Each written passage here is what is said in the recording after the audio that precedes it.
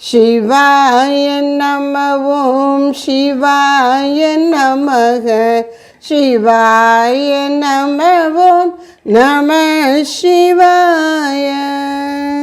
ஹர நம பார்வதி பதயே ஹர ஹர மகாதேவா. சென்ற சத்சங்கத்திற்கு பிறகு சில சந்தேகங்களை சகோதரிகள் அனுப்பியிருந்தார்கள். அந்த சந்தேகங்களுக்கான விளக்கத்தை பார்ப்போம். அருளை பெறுவதற்கும் ஒரு சுயமுயற்சி தேவை அல்லவா? சென்ற வாரம் நம்ம என்ன பார்த்தோம் அப்படின்னா, நமக்கு அருள் மீது திட விசுவாசம் வேண்டும். தன்னை அறிவதற்கு அருளே தாரகமாய் நிற்பதுவே உன்னை அறிவதற்கு உபாயம் அப்படின்னு சொன்னார். திருவருளை சார்ந்து இருந்தால்தான் தன்னை அறிதல் ஜீவனுக்கு நிகழும். தான் என்கின்ற ஆன்ம தத்துவத்தை உண்மையை உணர்வதற்கு திருவருளையே நாம் சார்ந்திருக்க வேண்டும்.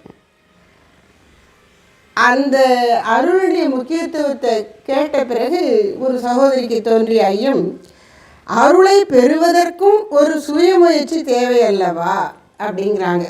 அந்த கேள்வி என்னென்னா, அருளே தாரகமாய் நிற்பதுவே அப்படின்னு, என்னை தாங்கும் சக்தி திருவருளே. அந்த திருவருளே எனக்கு சிவபெருமானை காட்டி கொடுக்கும்.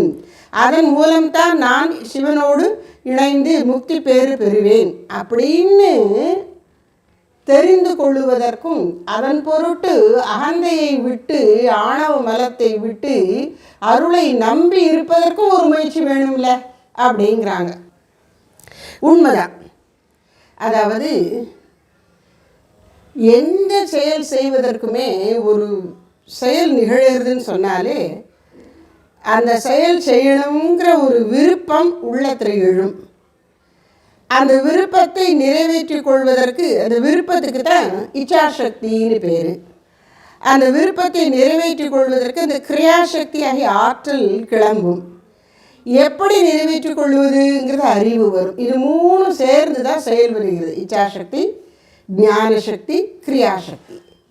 எது வேணும் அப்படின்னு நினைக்கிறது விருப்பசக்தி அல்லது இச்சாசக்தி. ஏன் அது வேணும் அப்படின்னு அதனுடைய முக்கியத்துவமாக நாம் நினைக்கிறோமே, அந்த தெரிந்து கொண்டிருக்கிறோமே, அது அறிவின் சக்தி அல்லது அறிவாற்றல் அல்லது ஞானசக்தி. அப்படி வேணும்னு நினைச்ச உன்னை பெறுவதற்கான முயற்சியில் இறங்குகிறோம் இல்லையா? அதாவது அந்த விருப்பம் அறிவு ரெண்டும் சேர்ந்து ஒரு தூண்டுதலை கொடுத்து நம்மளை செயலில் இறங்க வைக்கிறது. அதுக்கு பேர் கிரியாசக்தி. இது மூணு சேரும்போது தான் ஒரு செயல் நிகழ்கிறது. அப்போது இங்கே என் கேள்விக்கு வருவோம். அருளை பெறுவதற்கும் ஒரு சுயமுயற்சி தேவை அல்லவா? ஆமாம், எல்லா கட்டத்திலையும் இந்த சுயமுயற்சி இல்லாமல் இருக்காது. ஆனால் பந்தப்பட்டிருக்கின்ற ஜீவன் அந்த சுயமுயற்சியை தானே செய்வதாகவும் தானே தனக்கு வேண்டியதை பெறுவதாகவும் அந்த தான்கிற முனைப்பு கூடுதலாக அதில் வலுவாக இருக்கும். இவர்களுக்கு எப்படி இருக்கும் அப்படின்னா, அதாவது இந்த ஞானிகளுடைய அகங்காரம் எப்படி இருக்கும்னு குருதேவர் சொல்றார் அப்படின்னா, ஒரு தென்னை இந்த நாரில் செஞ்ச கயிறு இருக்கு இல்லையா? கயிறு வந்து இந்த நாரில் செஞ்சுருக்கும். அது எரிஞ்சிருச்சுன்னு வச்சுப்போம். அந்த கயிறு எரிந்தால் அந்த இடத்துல வந்து சாம்பல் கிடக்கும். அந்த சாம்பல் எப்படி இருக்கும்? அந்த கயிறில் மூலமாக கயிறு எரிய முன்னாடி இருக்கும்போது அப்படியே பிரியாக உள்ளுக்குள்ளே போய் வந்திருக்கும்ல, அதே மாதிரியே இந்த சாம்பல் இருக்கும். அப்படியே உள்ளுக்குள்ளே போகிற மாதிரியே அதே வடிவம், அந்த ஷேப்புங்கிறோமே, அது அப்படியே இருக்கும். கயிறு மாதிரியே இருக்கே அப்படின்னு எடுக்க போனால் அது பலன்னு கொட்டிடும். அப்போது எரிய முன்னால் அந்த கயிறை பிடிச்சி வச்சிருக்கிறது எப்படின்னா அகங்காரம் மாதிரி. எரிஞ்சப்புறம் தோற்றத்தளவில் அங்கே அகங்காரம் இருக்கிற மாதிரி இருக்குது. ஆனால் அந்த ஜீவ வியக்தியோடு பிடித்து வைத்திருக்கிற அகங்காரம் போய்விடுகிறது. அருளை சார்ந்து இருக்கும் சுயமுயற்சி அகங்காரமற்றதாக இருக்கும். அதனால் சுயமுயற்சிங்கிறது ஒரு எந்த செயலுக்கும் வேணும். ஆனால் இறுதியில் அந்த சுயங்கிற அதை விழுங்கி விட்டு தானாக நிற்கும் சிவம். அதனால் சுயமுயற்சி இருக்குது. ஆனால் நான் செய்கிறேங்கிற அந்த அகங்காரம் போய் இறையருள் எனக்கு இதை நல்குகிறதுங்கிற ஒரு பணிவோடு அதை ஏற்றுக்கொண்டு சிவனோடு ஐக்கியமாகின்றது ஜீவன். அதனால் எல்லா நிலைகளிலும் திருவருளே செயல் புரிகிறது. எல்லாம் உன் உடைமை, எல்லாம் உன் உரிமை, எல்லாம் உன் செயல், எங்கனும் வியாபி நீ. இதுதான் ரிக்கு முதலான வேதங்கள் சொல்லக்கூடிய உண்மை. அதனால் எல்லாம் உன்னுடையது என்று இருக்கும்போது நான் செஞ்சேன்னு என்ன சொல்கிறது? அதான் பகவான் சொல்லிட்டார், இவர்களெல்லாம் ஏற்கனவே என்னால் கொல்லப்பட்டிருக்கிறார்கள். கீதையில் ஸ்ரீகிருஷ்ணர் அர்ஜுனனை பார்த்து சொல்கிறார், இவர்களெல்லாம் ஏற்கனவே என்னால் கொல்லப்பட்டிருக்கிறார்கள், ஆனாலும் நீ என் கையில் கருவியாயிருந்து இவர்களை கொல்வாயாக. இப்போ உலகத்துக்கு ஒரு நாடகம் போட்டு காட்டுறார் பகவான். அதில் அர்ஜுனன் இந்த பெரும்பாலான வீரர்களை கொன்றதாக காட்டுகிறார். ஆனால் அவர்கள் எல்லாரையும் கொன்றது ஸ்ரீகிருஷ்ணரே தான். அவர்களுடைய உயிரை உரிய காலத்தில் வாங்கி விட்டார். இவன் சும்மா செத்தவன் படித்த மாதிரி அவர்களை அந்த அம்பை விட்டு கொல்ல வேண்டியது. அதையான எல்லாத்தையும் கொடுத்துட முடியாது. யார் செய்யணும்? சவ்ய சாட்சின் இடக்கையாலும் அம்பு எய்யவல்ல வீரா. எல்லா வீரர்களும் பொதுவாக இடது கையால் வில்லை தாங்கி கொண்டு வலது கையால் நாணில் பூட்டியிருக்கிற அம்பை இழுத்து விடுவார்கள். அர்ஜுனனுக்கோ தேவைக்கேற்ப இந்த பக்கம் இருந்தால் வலது கையால் வில்லை சடக்குன்னு வில்லை வலது கைக்கு மாற்றிக்கொண்டு இடது கையால் அப்படி இழுத்து விடுவானா. இதுவும் அதே மாதிரி குறிய தப்பாமல் போய் அடிக்குமா. அப்படி இடக்கையாலும் அம்பு எய்யவல்ல வீரனாக அவன் இருந்தான். அப்படி உன்னுடைய திறமையை நீ வளர்த்து கொண்டு ஆங்காரத்தை விட்டு ஆண்டவனிடம் அடிபடி உன் மூலம் பெரிய காரியங்கள் நிகழும். அதனால் திருவருளை சார்ந்திருப்பது தான் ஜீவனுக்கு நல்லது. முக்தி பேறு வரை எல்லாவற்றையும் கொடுக்கும். அதை சாருவதற்கும் சுயமுயற்சி வேணும்னா அதை அவரே கொடுக்கட்டும், அதை அவர்கிட்ட கேட்போம். உன்னை உன் திருவருளையே சார்ந்திருக்க நான் விரும்புகிறேன், அதற்கான சரியான முயற்சியை, நல்ல அறிவை, விவேகத்தை எனக்கு தந்தருளுக என்று இறைவனிடம் கேட்போம். அதனால் சுயமுயற்சிங்கிற வடிவில் தான் அந்த காரியம் நிகழும். அதை தருவதும் திருவருள் தான் என்பதை நாம் தெரிந்து கொள்ளணும். உண்மையிலே 100க்கு 100 எல்லாமே திருவருளால் தான் நிகழ்கிறது. ஆனால் அகங்காரத்தோடும் அறியாமையிலும் இருக்கும்போது ஜீவனுக்கு அப்புறம் தப்புலாம் யார் பண்ணுறா? கடவுள் பண்ணுறாரா? அப்படின்னு தான் குறுக்கு கேள்விகள்லாம் வருங்கிறதுனால நாம் என்ன செய்கிறோம்? பக்குவம் அடையும் பொழுது தான் எல்லாமே இறைவன் திருவருளால் நிகழ்கிறதுங்கிறது புரியும். அதனால் சுயமுயற்சி வேணும். அந்த சுயமுயற்சி சரியான திசையில் செல்வதற்கு நிச்சயமாக திருவருள் வேண்டும். ஒவ்வொரு இந்த சுண்டு விரலை அசைக்கிறதுனாலும் திருவருள் தான் வேணும், அதில் சந்தேகமே இல்லை. ஆனால் அதை நான் அசைக்கணும் அப்படின்னு ஒரு முயற்சி எடுக்கிறேன் பாருங்கள், அதுக்கு உள்ளத்தில் உள்ளத்தில் ஒரு தூண்டுதல் வேணும். அது என்னுடைய மாதிரி தெரிகிறது, அது நமக்கு இறைவன் கொடுப்பது தான். அதனால் அருளை பெறுவதற்கும் சுயமுயற்சி வேணும்னு சொன்ன அர்த்தம் தயார் நிலை. இந்த மனது அகந்தையை விட்டு ஆண்டவனுடைய சக்தியை பெறுவதற்கு தயாராக இருக்கிறது, அது நமக்கு தேவை. அப்புறம் அடுத்த கேள்வி, பஞ்சகோஷங்களை பற்றி கூறுக அப்படின்னு கேட்டிருக்காங்க. அதாவது நம்ம உடல், தேகம், சரீரம் அப்படின்னு சாதாரணமாக இந்த ஸ்தூல உடலாகிய பரு உடலாகிய வெளியில் கண்ணுக்கு தெரிகிற உடலைத்தான் சாதாரணமாக சொல்கிறோம். அப்போ நமக்கு ஒரு உடம்பு இருக்குது அப்படின்னு நினைக்கிறோம். ஆனால் 3 உடல்கள் இருக்குதுன்னு சொல்கிறாங்க. அதே 5 நிலைகள்லையும் கூட சொல்லுவாங்க. அப்போ ஒரு சரீரம்னு சொல்லும்போது, தேகம்னு சொல்லும்போது 3 தேகங்கள் இருக்கிறதா, சரீரத்ரயம் 3 இருப்பதாக சொல்லுவார்கள். அதே ஒரு உரை போல ஆத்மாவை மூடி இருக்கும் உரை அப்படின்னு சொல்லும் பொழுது 5 உரைகள் இருப்பதாக சொல்லுகிறார்கள். 5 என்றாலும் 3 என்றாலும் அது சரீரத்தை தான் குறிக்கின்றது. பார்ப்போம். கொஞ்சம் ஒரு ப்ராட் கேட்டகரைசேஷன் அப்படின்னாங்க, கொஞ்சம் பரந்த அளவில் பிரித்து சொல்லும் பொழுது 3 அப்படின்னு சொல்லி விட்டுருவோம். இன்னும் கொஞ்சம் நுணுக்கமாக பிரித்து காட்டும் பொழுது 5ன்னு சொல்கிறோம். என்ன, இந்த உடல் ஒருத்தரை நம்ம பார்க்கும் பொழுது, கண்ணால் பார்க்கும் பொழுது அவர்களுடைய புறத்தோற்றம் நமக்கு தென்படுகிறது. அந்த புறத்தோற்றத்தின் தன்மை என்ன? அது அன்னத்தை உண்டு வளர்ந்திருக்கின்றது. அன்னம் என்பது என்ன?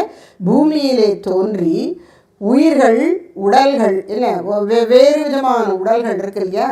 இப்போ விலங்குகள், பறவைகள், புழு பூச்சிகள்னு அப்படி வெவ்வேறு விதமான உடல்கள் வாழ்வதற்கு தேவையான அந்த சத்து பூமியிலேருந்து கிடைக்கிறது. அதை தான் அன்னம்ங்கிறோம். அன்னத்தை உண்டு அன்னத்தின் நிலைத்திருந்து பிறகு அன்னத்திலேயே ஒடுங்குகிறது. இந்த கடைசியில் இந்த உடல் அழியும் போது இந்த பூமியில் தான் திரும்ப போகிறது. அதனால் இது அன்னமய கோஷம். இந்த புற உடல் பரு உடல் பெருசாக இருக்கே, இந்த பரு உடல் கண்ணுக்கு தெரிகிற மாதிரி இந்திரியங்களுக்கு புலப்படுகிற மாதிரி இருக்கக்கூடிய இந்த உடலுக்கு பேர் பரு உடல். இதை அன்னமய கோஷம் அப்படின்னு சொல்கிறோம். இது ஆத்மாவை மூடி இருக்கும் 5 உரைகளிலே ரொம்ப வெளியில் இருக்கக்கூடியது. டெல்லியில் ஒருத்தர் குளிர் ரொம்ப ஜாஸ்தியாகிடுச்சுன்னு சொல்லிட்டு 7 ஸ்வெட்டர் போட்டுக்கொண்டார். அந்த மாதிரி 5 ஸ்வெட்டர் வச்சுப்போம், 5 ஸ்வெட்டர் போட்டுக்கொண்டார். அப்போ அவர் உடலுக்கு மேலே 5 ஸ்வெட்டர் இருக்குது. வெளியில் இருக்கக்கூடிய ஸ்வெட்டர் மாதிரி இந்த அன்னமய கோஷம் அல்லது உணவை உண்டு வளருகின்ற இந்த உடல் பரு உடல். அதுக்கு அடுத்து உள்ள இருக்கக்கூடியது பிராணமய கோஷம். பிராணம் அப்படின்னு புறத்தில் இருக்கக்கூடிய, அதாவது வெளியில் இருக்கக்கூடிய ஆகாசத்தில் இருக்கக்கூடிய உயிர் சக்தியை காற்று வடிவில் இழுத்து உள்ளே இழுத்து கொள்ளுவது. அது அப்படி கீழ் நோக்கி போகிறது. அதுக்கு பேர் பிராணன். அந்த பிராணன் உள்ளே இழுக்கப்பட்ட அந்த பிராண சக்தியானது உடல் முழுவதும் பரவி இருந்து பல்வேறு விதமான சரீர இயக்கங்களுக்கு பயன்படுகிறது. உள்ளே இழுக்கப்பட்டு கீழே செல்வது பிராணன், மேலே ஏறுவது அபானன் அப்படின்னு ஒன்று சொல்லுவோம். உள்ளிழுக்கப்படுவது பிராணன், கீழே வெளியே வயிற்றிலிருந்து கீழ்ப்பகுதி வழியாக வெளியேற்றப்படுவது அபானன்னு சொல்லுவோம். அது மலஜலத்தை வெளியேற்றுவதற்கு உதவி செய்கிறது. வயிற்றுக்குள் சுற்றி கொண்டிருந்து வயிற்றில் உண்ணப்பட்டு தங்கியிருக்கிற உணவை ஜீரணம் பண்ண உதவுகிற அந்த பிராணனுக்கு பேர் வியானன். உடல் முழுவதும் சமமாக பரவி இருந்து இரத்த ஓட்டத்தை எல்லா பகுதிகளுக்கும் கொடுத்து ஆற்றலை கொடுத்து செயல்பட வைப்பது சமானன். மேலே ஏறக்கூடிய அந்த காற்றுக்கு பேர் உதானன். வாந்தி அந்த மாதிரிலாம் வருது. இப்படி முக்கியமான 50 தொழில்கள் உடம்புக்குள்ளே நிகழ்கிறது. அதை நிகழ்த்தக்கூடிய அந்த சக்தி இதெல்லாம் சேர்ந்துருக்கு. அதை பிராணமய கோஷம்னு சொல்கிறோம். இந்த பிராணமய கோஷத்தில் தான் இந்திரிய சக்திகள் இருக்கின்றன. இந்திரியங்கள் வெளியில் இருக்குது. கண், காது, மூக்கு, நாக்கு, தோல் வெளியில் இருக்குது. அவற்றினுடைய அந்த ஆற்றல், கண்ணுக்கு பார்க்கும் சக்தி இருக்கே அதுதான் கண், அந்த பார்வைங்கிற இந்திரியம். காதுக்கு கேட்கும் சக்தி இருக்கிறதே அதுதான் கேட்கும் சக்திங்கிற இந்திரியம். அந்த இந்திரியங்கள் பிராணனில் இருக்கின்றன. இந்திரியங்கள் இருக்கக்கூடிய இடம் பிராணமய கோஷத்தில். அப்புறம் ஞான இந்திரியங்கள், கர்மேந்திரியங்கள் 10 இந்திரியங்களும் பிராணமய கோஷத்தில் இருக்கின்றன. அப்போ மேலே தெரியக்கூடியது, வெளியே தெரியக்கூடியது ஸ்தூல சரீரமாகிய அன்னமய கோஷம். அதற்கு உள்ளே இருக்கக்கூடிய கோஷம் உள்ளே, அதாவது வெளியிலேருந்து 2வது ஸ்வெட்டர், அது என்ன? பிராணமய கோஷம். 5 ஸ்வெட்டர் போட்டிருக்காருன்னு பார்த்தோமே. அதற்கு அப்புறம் உள்ளே இருக்கக்கூடியது மனோமய கோஷம். உணர்ச்சி மயமாகவும் இன்ப துன்பங்களை அறிவதாகவும் சந்தேகப்படுவதாகவும் கற்பனை புரிவதாகவும் அலைப்பாய்வதாகவும் இருக்கக்கூடிய உட்பகுதி, அதுதான் மனோமயம்னு சொல்கிறோம். மனோமய கோஷம். அதற்கும் உள்ளே இந்த மனோமய கோஷத்துக்கு சந்தேகப்படக்கூடிய சக்தி இருக்குன்னு சொன்னோமே, அந்த சந்தேகத்தை போக்குவதற்கு உள்ளுக்குள்ளே உள்ள வச்சிருக்கிறார். அதுதான் புத்தி அல்லது அறிவு. அது விஞ்ஞானமய கோஷம்.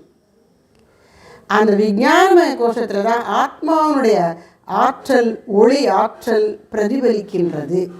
அப்படிப்பட்ட அதுக்கு புத்தி அல்லது விஞ்ஞானமய கோஷம்னு பேர்.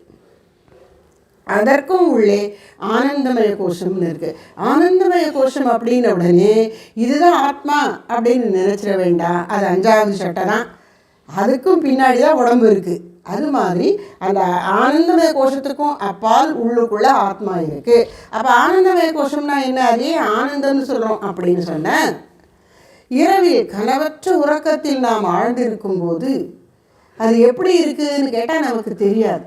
கனவற்ற உறக்கங்கிற அந்த அனுபவம் தெரியாது. அப்போ தெரியாது. கனவு கண்டால் ஏதோ என்னமோ நடக்கிறதுங்கிறதெல்லாம் புரியுது. ஆனால் கனவற்ற உறக்கிறது நமக்கு ஒன்றுமே தெரியறதில்லை. ஒன்றுமே தெரியலைங்கிறதும் எப்படியோ தெரியுது. விழித்த உடனே எப்படி இருந்தது, நீ தூங்கினதுன்னு கேட்டால் தூங்கினது எப்படி இருந்ததா எனக்கு தெரியாது. கட்டவளோ தூங்கினேன், ஒன்றுமே தெரியாது எனக்கு. ஆனாலும் அது எப்படி இருந்தது? ஆனந்தமாக இருந்தது. கட்டை போல தூங்கினேன், ஆனால் ஆனந்தமாக இருந்தது. கட்டை போல தூங்கினேன் என்பது அங்கே அறியாமை மூடி இருப்பதை சொல்லுகிறது. ஆனந்தமாக இருந்தேன் என்பது அந்த சுக அனுபவத்தை சொல்லுகிறது. அந்த நிலையில தான் ஆனந்தமய கோஷம்னு சொல்கிறோம். அப்படி 5 கோஷங்கள் அல்லது உரைகள், 5 ஸ்வெட்டர் போட்டிருக்க குளிரை தாங்கிறதுக்கு. இந்த உடம்புக்கு மேலே 5 ஸ்வெட்டர் இருக்குது. அது மாதிரி ஆத்மாவுக்கு மேலே இந்த 5 உரைகள் இருக்கின்றன என்று சொல்லப்படுகின்றது. இப்போது இன்றைய சஞ்சலா நிச்சலாவுக்கான இந்த 2 கேள்விகளின் விளக்கம் ஓரளவுக்கு போதுமானதாக இருக்கும்னு நினைக்கிறேன். இருந்தால் இன்றைய விளக்கம், பாடல் விளக்கம் முடிந்த பிறகு நேரம் இருக்கிறத பொறுத்து நீங்கள் கேட்டுக்கலாம். இல்லைன்னா அனுப்பி வச்சிங்கன்னா அடுத்த தடவை சொல்கிறேன். ஹர நம பார்வதி பதயே ஹர ஹர மகாதேவா.